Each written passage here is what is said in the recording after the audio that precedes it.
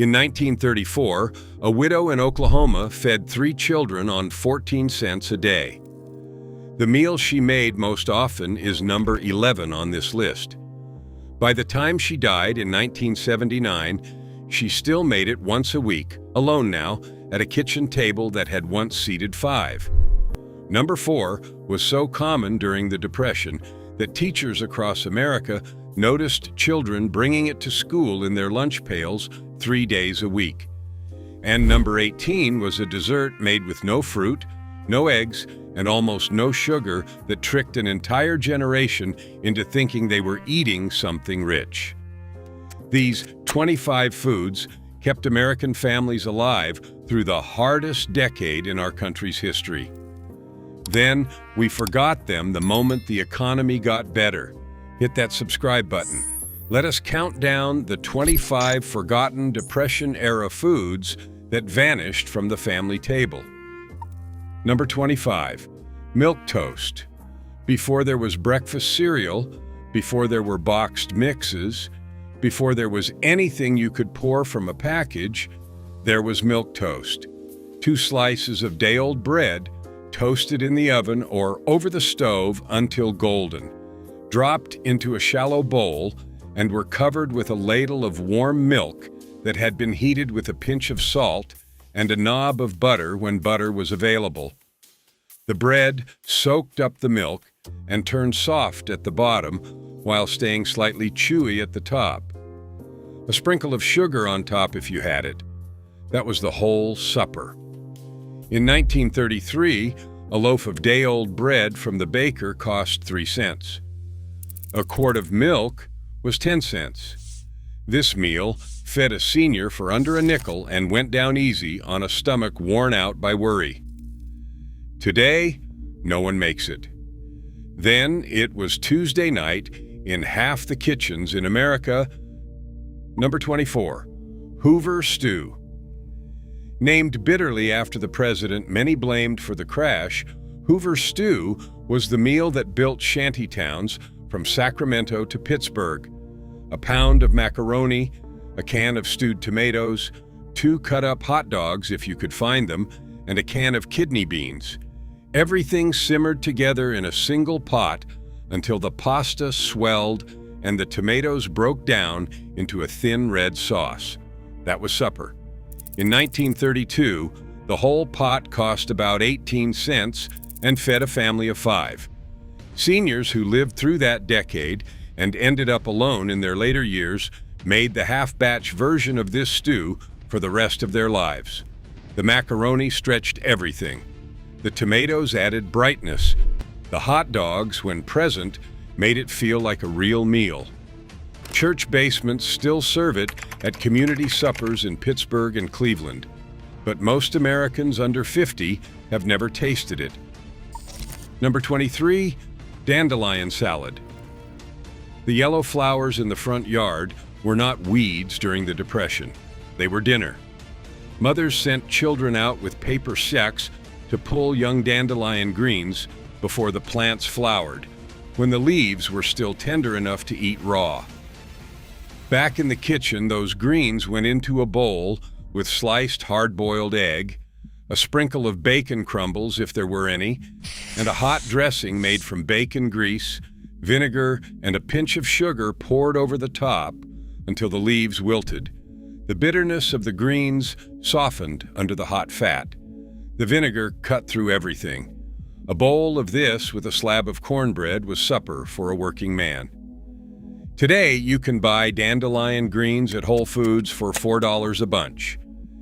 In 1936, your grandmother walked out the back door and got them for free. Seniors who still remember this meal walk past their lawns every spring and see food the rest of us mow over. Number 22, the onion sandwich. This is the meal that made grown men cry at kitchen tables. 2 slices of white bread, spread thick with butter or lard or mayonnaise. A slice of raw yellow onion, as thick as a finger, laid across the middle, salt and pepper, top slice on. Eat it cold. That was lunch. That was supper. That was sometimes both. In 1933, an onion cost a penny. A loaf of bread was 8 cents. A working man could feed himself for under a dime and walk back to a factory job that paid 35 cents an hour if he was lucky. The bite of the raw onion hit the back of the throat. The butter softened the edges. The bread soaked up everything. Seniors who came up during the Depression made onion sandwiches into the 1980s, not because they had to, but because the taste reminded them of being 8 years old and grateful. No one talks about onion sandwiches now. Then, they were a whole generation's idea of getting through. Number 21. Mock apple pie. Open a Ritz cracker box from 1934 and you would find a recipe on the back for apple pie that contained no apples. Crushed Ritz crackers, water, sugar, cream of tartar, cinnamon, and lemon juice were boiled together into a syrupy mixture that, when poured into a pie crust and baked, came out tasting somehow almost exactly like apple pie. The crackers swelled and softened until they took on the texture of stewed fruit. The cream of tartar gave it that tart apple bite. The cinnamon did the rest. Nabisco printed the recipe on Ritz boxes for nearly 50 years because Depression-era homemakers had created it themselves, and the company simply recognized a good thing. A box of Ritz cost 19 cents in 1935. A dozen apples cost 25 cents. The math was obvious. Seniors who tasted this as children swear it really did fool them. Modern bakers cannot believe it works. It does. Number 20. Cornmeal mush. When the flour ran out and the rice ran out and there was nothing left but the bottom of the cornmeal sack, mush was supper. 1 cup of cornmeal was whisked into 3 cups of boiling, salted water, simmered low for 20 minutes, stirred occasionally to keep it from scorching, poured into a bowl, and topped with a pat of butter and a spoonful of molasses or maple syrup if the pantry was kind.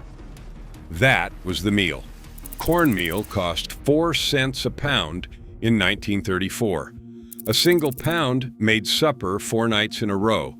The leftover mush was poured into a loaf pan, chilled overnight in the icebox, sliced thick, and fried in bacon grease for breakfast the next morning.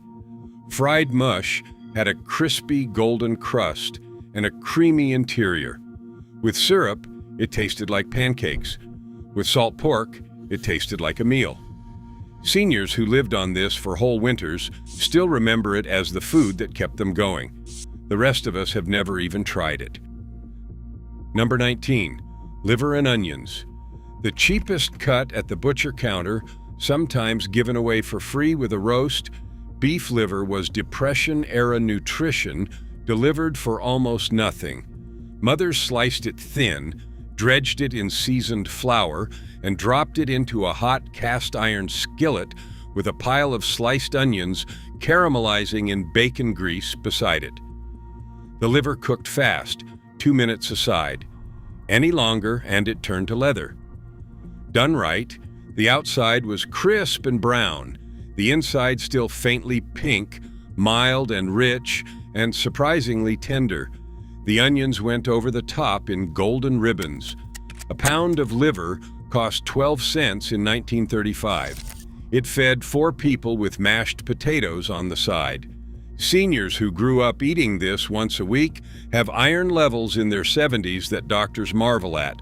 Their grandchildren refuse to even try it. We threw away one of the most nutritious foods in the American kitchen because we could afford to. The first hard truth nobody wants to say out loud. The seniors who lived through the Depression learned to cook for survival, and most of them never stopped cooking that way, even after the world got rich around them. When their husbands died and their children moved away and the kitchen got quiet, they did not start eating differently. They kept making milk toast on Sunday nights. They kept frying mush on cold mornings. They kept buying liver at the grocery store and onions by the pound, because that was what felt like home. The problem is not that these foods are unhealthy or unappealing. The problem is that nobody taught the next generation how to make them. So when those seniors die, the recipes die with them. A kitchen that once held 70 years of Depression-era wisdom becomes a kitchen full of frozen dinners and canned soup, and the grandchildren who clean out the pantry have no idea what they are throwing away. Number 18. Water pie. This is the dessert that should not work. A pie crust filled with water, sugar, flour, vanilla, and a few thin pats of butter on top, baked at high heat until the whole thing somehow transformed into a creamy custard with a crackling brown surface. The water never tasted like water. The butter melted down into the sugar and flour as the pie baked, creating a thick golden filling that tasted almost like vanilla pudding. The crust crisped at the edges. A senior with nothing in the icebox could still bake a pie for company. The whole thing cost about 5 cents to make in 1934 and looked like something from a bakery. Water pie appeared in handwritten Depression cookbooks across Appalachia and the Ozarks, passed between neighbors who could not believe what plain water and pantry staples could become. Today, it has nearly disappeared. A few mountain churches still bake it for funeral dinners. Everywhere else, it has been forgotten entirely. Number 17. Salmon croquettes. Long before tuna took over the canned fish aisle, canned pink salmon was the cheapest protein in the American grocery store. A tall can cost 14 cents in 1936. Mothers drained it, picked out the largest bones, mixed it with crushed saltine crackers, an egg, finely chopped onion, and a dash of pepper, shaped the mixture into small patties, and fried them in a skillet until both sides turned dark golden. The outside crisped into a thin shell. The inside stayed moist and pink and held together just enough. Served with stewed peas or creamed potatoes, salmon croquettes were Friday night supper across the South and Midwest. The recipe stretched a single can into 6 patties, enough for 2 people to eat twice. Seniors who learned this from their mothers still make it. Their daughters have never tasted it because tuna casserole took over the working-class kitchen in the 1960s and canned salmon got expensive enough to feel like a luxury. It was not always so. Number 16. Hot milk cake. When the eggs ran low and there was no butter for creaming, hot milk cake was the cake mothers still managed to make for a birthday. A cup of milk and 2 tablespoons of butter were heated together until the butter melted, then poured slowly into a batter of eggs, sugar, flour, and baking powder while stirring constantly. The hot milk gave the cake an unusual tender crumb, almost spongy, and light enough to feel like something fancier than it was. A senior with 2 eggs and a cup of milk could bake a cake for a grandchild's visit in under an hour. The whole cake cost about 12 cents to make in 1937. Dusted with powdered sugar, it looked like a real bakery cake. The recipe appeared in church cookbooks under names like Depression Cake, Hurry Up Cake, and Never Fail Cake. Modern bakers have rediscovered it on cooking blogs in the last few years and act like they invented something. Your grandmother baked it in 1935. Number 15. Slumgullion. Every region had a different name for the same meal. In some kitchens it was American chop suey, in others it was just goulash.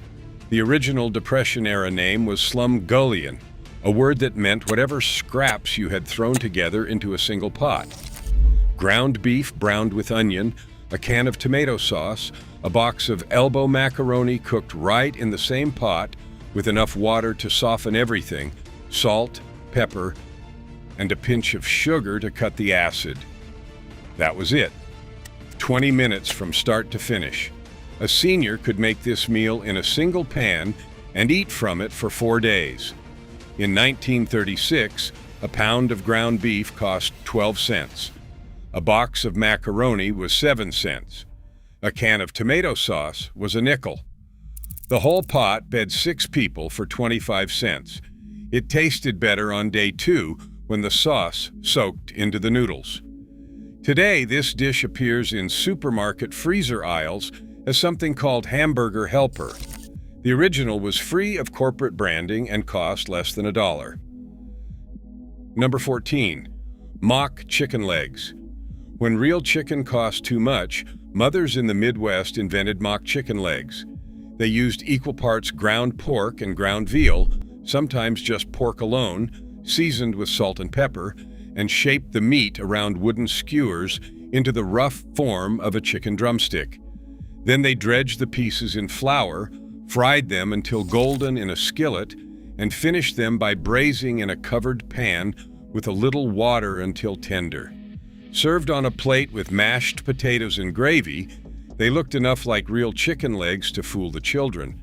The flavor was surprisingly close, mild and savory, with a crispy exterior and a juicy interior.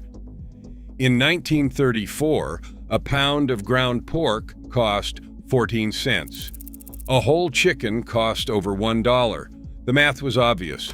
Butcher shops across Wisconsin, Minnesota, and Iowa still sell them pre-skewered called city chicken, and most of the customers are over 70. Their grandchildren do not know what they are. Number 13. Bread pudding. Nothing in the Depression-era kitchen went to waste, especially not bread. When the loaf got too stale to eat in slices, it became bread pudding, torn into rough chunks and dropped into a baking dish, covered with a custard of milk, eggs, sugar, and vanilla, sprinkled with cinnamon and raisins if there were any, baked at moderate heat until the top was crackling brown and the inside was creamy and set. The whole thing cost almost nothing. Stale bread that would have been thrown away became dessert for a week. A senior with 3 eggs, a quart of milk, and yesterday's bread could bake a bread pudding for under 15 cents and eat from it slowly for days. Served warm with a drizzle of milk over the top, it tasted like comfort itself. Modern restaurants now serve bread pudding for $9 a slice and call it artisanal. Your grandmother made it because she could not bear to throw bread away. Here is what nobody wants to admit about the modern food industry. The reason these meals disappeared is not that they stopped working. They worked beautifully. They were cheap, filling, nutritious, and easy to make in small batches. The reason they disappeared is that nobody could make money selling them. There is no profit margin on a bag of cornmeal. There is no advertising budget behind a can of pink salmon. There is no celebrity chef building a brand around water pie. So food companies spent the 1950s and the 1960s convincing American homemakers that these meals were embarrassing, old-fashioned, the kind of food poor people ate when they had no other choice. The replacement was frozen dinners, boxed mixes, and canned soups that cost 5 times as much and contained a fraction of the nutrition. The seniors who refused to make the switch, who kept making cornmeal mush, salmon croquettes, and bread pudding into the 1990s, lived longer and stayed healthier than the generations that came after. The science is starting to catch up to what they knew by instinct. Number 12. Pickled eggs. A jar of pickled eggs sat in the back corner of every Depression-era pantry. Hard-boiled eggs were peeled and submerged in a brine of vinegar, water, sugar, salt, and whole pickling spices, sometimes tinted pink with a splash of beet juice. They sat in the cool dark of the pantry for 2 weeks before they were ready, then kept for months without refrigeration. A senior with a dozen eggs and a quart jar could put up a supply of protein that lasted into the next season. Eaten whole with a slice of bread and a wedge of raw onion, 2 pickled eggs and a glass of milk made a complete supper for under a dime. The vinegar bite hit the tongue first, then the eggs revealed their dense, salty interior. Bars in Pennsylvania still sell pickled eggs out of jars on the counter for $1 each, and most of the men eating them learned the taste from grandmothers who put up jars every spring. Number 11. Soup beans. This is the meal the Oklahoma widow made for 45 years. A pound of dried pinto beans soaked overnight, drained, covered with fresh water, simmered low all day with a piece of salt pork or a leftover ham bone or just a spoonful of bacon grease, an onion, salt, and pepper. By supper time, the beans had broken down at the edges and the cooking liquid had turned into a thick, brown, smoky broth so rich that it tasted like meat itself. A pound of dried beans cost 5 cents in 1934. The whole pot fed 5 people for 2 days. For a senior alone, a single pot was supper for a full week. Eaten in a bowl with a wedge of cornbread crumbled on top and a slice of raw onion on the side, this was the meal that built the working class of an entire country. It is still the cheapest, most nutritious supper that exists in America. We just forgot how to make it. Number 10. Hash. When there was leftover meat from Sunday's dinner, no matter how little, it became Monday's hash. Diced potatoes, diced onion, and whatever cooked meat was left, beef or pork or corned beef, everything browned together in a cast iron skillet in bacon grease until the bottom of the pan formed a crust of crispy potato and caramelized onion that scraped up onto the plate in dark golden pieces. Sometimes an egg fried on top.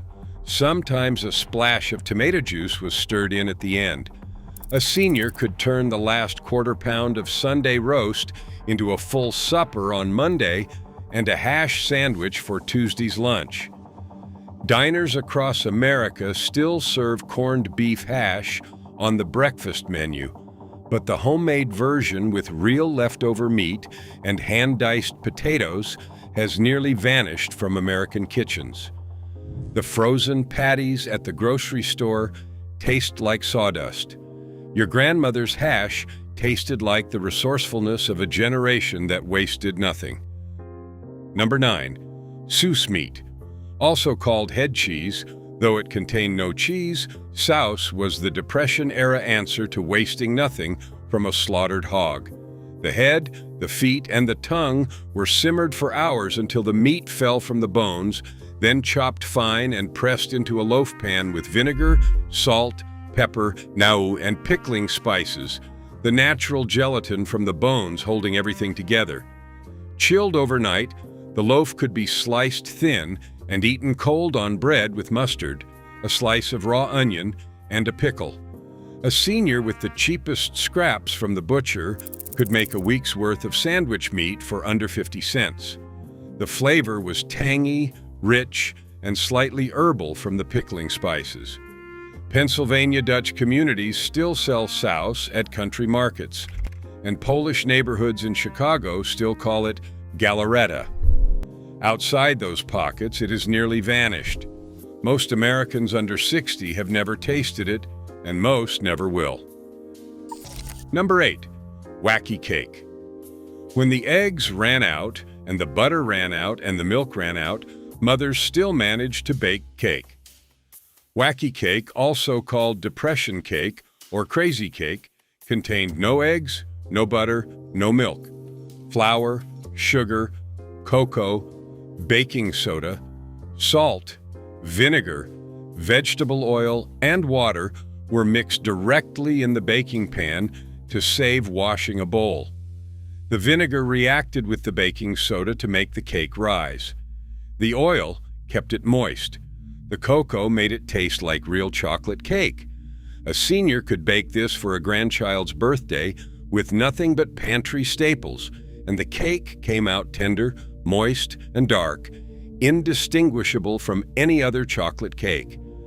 The whole thing cost about 15 cents to make in 1936. The recipe appeared in church cookbooks across the country during World War II rationing and stayed in family recipe boxes for generations. Today, vegan bakers have rediscovered it and act like it is a modern invention. Your grandmother was making it in 1935 because she had to. Here is what modern nutrition science has finally confirmed. The Depression-era diet, heavy on dried beans, cornmeal, organ meats, fermented vegetables, bone broth, and minimally processed grains, was one of the healthiest diets Americans have ever eaten. Researchers studying gut health, blood sugar regulation, and cardiovascular disease keep coming back to the same conclusion. The food that kept poor people alive in the 1930s was nutritionally superior to almost anything in the modern supermarket. The fiber from the beans fed the gut microbiome. The collagen from the bone broth supported joint health. The fermented foods like pickled eggs and sauerkraut provided probiotics that no supplement can match. The seniors who never stopped eating this way, who kept their pots of soup beans simmering into their 90s, are the same seniors who outlived their pharmaceutical-managed counterparts by years. The wisdom was not in any cookbook. It was passed down by mothers who could not afford to be wrong about what kept their families alive. Number 7. Hoe cakes.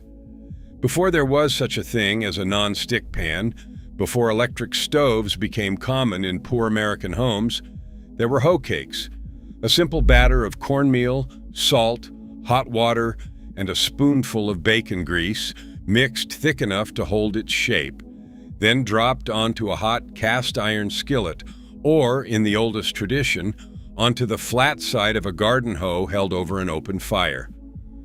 The cakes cooked fast, 2 minutes aside, crisping golden on the outside and staying tender in the middle. Eaten hot with butter, molasses, or a slice of salt pork, hoe cakes were breakfast, lunch, and supper across the rural South and Appalachia. A senior with a bag of cornmeal and a cast iron pan could feed themselves for under a quarter a week. The flavor was nutty, slightly sweet, with the deep richness of real corn that modern boxed mixes have stripped away. Most Americans under 60 have never tasted a real hoe cake. Most never will. Number 6. Sugar sandwich. This is the one that breaks people's hearts when they hear it. 2 slices of white bread, a thin layer of butter or lard, a generous sprinkle of white sugar across the middle. Top slice on, then eat it for lunch. That was the meal mothers packed in their children's lunch pails when there was nothing else to send. A sugar sandwich cost about 3 cents to make in 1934. For a senior who grew up on these, who remembers the taste of bread and sugar and butters as the taste of a mother trying her best, this sandwich carries weight that no chef can put on a plate. Some seniors still make them on bad days, alone in quiet kitchens, the way some people pour a glass of wine. The sugar crunches between the teeth. The bread softens around it. For a single bite, it is 1934 again, and someone who loved you sent you to school with something to eat. Number 5. Poor man's casserole. A pound of ground beef, a box of macaroni, a can of cream of mushroom soup, and a can of green beans, all mixed together in a casserole dish and baked at 350 degrees for 45 minutes until the top browned and the whole thing bubbled around the edges. That was supper. In 1958, a senior who had survived the Depression and was now stretching Social Security across a fixed income month could make this casserole for under $1 and eat from it for 3 days. The cream soup made everything creamy without any milk or butter. The macaroni absorbed the flavors. The green beans added the only vegetable the meal contained. Church-covered dish suppers across the Midwest still serve this casserole under a dozen different names. The seniors who bring it know exactly what it cost their mothers to make in 1934 and exactly what it costs them to make today, and they bring it anyway because some meals carry their whole history with them. Number 4. Spam and beans. When Spam was introduced in 1937, it was an immediate hit in poor American kitchens. 12 ounces of cooked, seasoned pork in a can that lasted for years without refrigeration sold for 35 cents at the height of the Depression. Mothers sliced it thick, fried it crispy in a skillet, and served it over a pot of pinto beans with a wedge of cornbread on the side. The salt from the Spam seasoned the whole meal. The fat rendered into the beans. A single can of Spam stretched across 4 meals for a family of 5. By 1939, Spam appeared in school lunch pails across the country 3 days a week, packed by mothers who could not afford lunch meat from the deli counter. Seniors who grew up on Spam and beans still keep cans in their pantries, not because they have to, but because that taste of fried salty pork over soft beans is the taste of childhood for an entire generation. The rest of us mock Spam without ever tasting it the way our grandparents did. Number 3. Tomato soup cake. This is the recipe that breaks every modern instinct about what cake should be. A can of condensed tomato soup is mixed into a batter of flour, sugar, baking soda, cinnamon, cloves, and raisins, then baked into a moist spice cake that tasted nothing like tomato and everything like the most luxurious gingerbread you ever ate. The acidity of the soup activated the baking soda and gave the cake an extraordinary tender crumb. The natural sugars in the tomatoes deepened the spice flavors. Topped with cream cheese frosting when company was coming, and dusted with powdered sugar when it was just supper, this cake appeared at church potlucks, school bake sales, and Sunday dinners across the country from 1935 through the 1970s. Campbell's printed the recipe on the can for decades because Depression-era homemakers had invented it themselves. A can of tomato soup cost 7 cents in 1936. A whole cake cost under 20 cents to make. Modern bakers refuse to believe it works until they taste it. It works beautifully. Number 2. Hot water cornbread. When the eggs were gone and the milk was gone, and there was nothing in the kitchen but cornmeal, salt, and a pot of boiling water, hot water cornbread was supper. Cornmeal mixed with salt and just enough boiling water to make a thick dough, shaped into small patties by hand, dropped into a hot skillet greased with bacon fat, and fried golden on both sides. The outside crackled. The inside stayed dense and chewy, almost like a cross between a biscuit and a dumpling. A senior with nothing but cornmeal could feed themselves for a week on this and never go to bed hungry. In 1935, 2 pounds of cornmeal cost a dime. That was supper for 15 nights. Eaten with a smear of butter and a drizzle of molasses or dunked into a bowl of beans, hot water cornbread was the meal that proved how little a person actually needed to survive.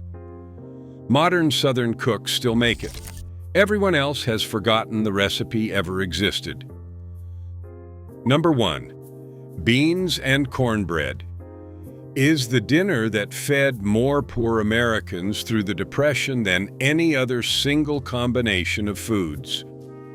A pot of pinto beans or navy beans, soaked overnight and simmered all day with salt pork, onion, salt, and pepper, is served in a deep bowl with a wedge of skillet cornbread on the side. Sometimes the cornbread is crumbled directly into the beans. Sometimes it is used to scoop up the pot liquor at the bottom of the bowl. A pound of dried beans cost 5 cents in 1933. A pound of cornmeal cost 4 cents.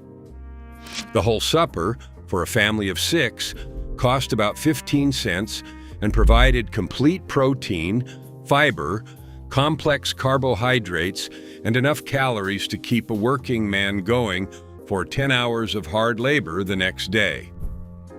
For a senior alone in a quiet kitchen, a half batch of beans and a cast iron round of cornbread is supper for a week.